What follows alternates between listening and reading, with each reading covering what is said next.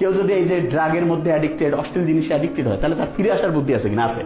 একটা শব্দের মধ্যে এই ফিরে আসার বুদ্ধি আছে, সেই শব্দটা হচ্ছে রিলিজ।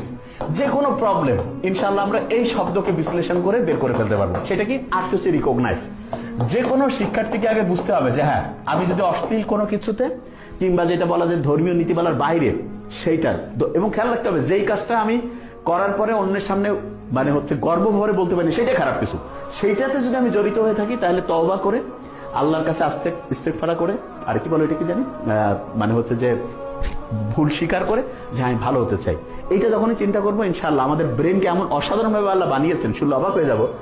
মাত্র 4 সপ্তাহে ব্রেন যতটাই ধ্বংসপ্রাপ্ত, ওই সেকেন্ড বা থার্ড ক্যাটাগরি হলে মাত্র 4 সপ্তাহে আমরা যদি এগুলো থেকে নিজেদেরকে দূরে রাখি, ব্রেন আবার আলহামদুলিল্লাহ আগের অবস্থায় যাবে। এবং সেই জন্য ফার্স্ট যে উইকটা আছে, ফার্স্ট উইকটা কিন্তু খুব কষ্ট হবে। অনেকটা এরকম যে আল্লাহ বলছে না, তুমি যখন অন্যায় করবা সেইটার শাস্তি দুনিয়াও কিছু পাবা, আখিরাতেও পাবা। তো ওই যে 2 নাম্বারই যা কিছু করছি সেইটার জন্য ফার্স্ট উইক কষ্ট হবে, প্রচুর কষ্ট হবে, এবং ঘুম আসবে না, হাত পা ব্যথা করবে, মানে খাওয়ার রুচি কমে যাবে, ভয় লাগবে, বুক ধরপড় করবে, এই জিনিসগুলো হবে।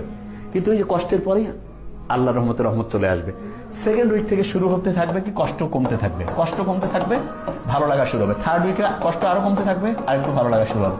ফোর্থ উইকে গিয়ে আমরা দেখবো আলহামদুলিল্লাহ এত সুন্দর আমাদের অ্যাটেনশন চলে আসতেছে, বন্ধু বান্ধব ফ্যামিলির লোকজনের সাথে কথা বলতে ভালো লাগতেছে।